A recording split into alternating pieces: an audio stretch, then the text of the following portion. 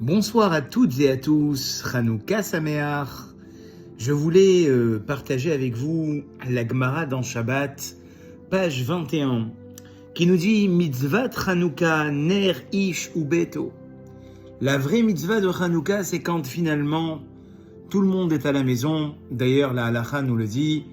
Si on doit attendre que toute la maison se remplisse, eh bien évidemment, il faut attendre que tout le monde soit là pour que la Hanouka soit allumée, la Hanoukia soit allumée par tout le monde. Et la Gemara nous dit Ve'ameadrim ner lekol echad ve'echad. Et il y en a même qui vont aller, nous pensons à nos amis Lubavitch, aller jusqu'à demander que chaque personne de la famille ait sa Hanoukia. Et puis tout d'un coup, très chers amis, la Gemara nous ramène finalement la discussion entre Beth Shammai et Beth Hillel à propos de savoir si finalement les bougies de Hanouka vont aller en grandissant, le nombre de bougies. C'est-à-dire que le premier jour, comme nous l'avons fait ce soir, nous allons allumer une bougie, et puis ainsi de suite. Et ça, c'est l'avis de Beth Hillel. Mais Beth Shammai, très chers amis, nous dira que bien au contraire, le premier soir, on en allume 8. Le deuxième soir, 7. Et en allant finalement et en diminuant. Eh bien, les commentateurs d'expliquer cette marloquette entre Beth Shammai et Beth Hillel en disant que finalement, elle illustre le regard des hommes sur la pratique de la religion, le regard des humains sur la pratique de la religion.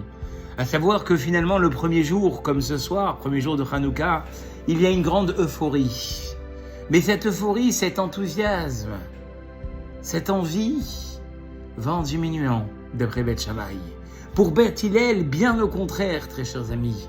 Plus les jours de Hanouka vont avancer, et plus finalement, on aura une envie d'en faire encore plus. Et nous voyons, très chers amis, que pour l'instant, jusqu'à que le Mashiach vienne, c'est-à-dire dans les jours à venir, eh bien, nous faisons comme Beth Hillel.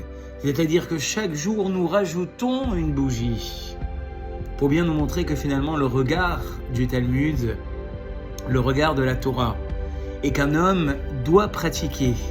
Mais il doit trouver dans la pratique un enthousiasme supplémentaire jour après jour. Il faut que on ait plaisir à pratiquer, et il faut que ce plaisir aille en grandissant, et non pas en diminuant.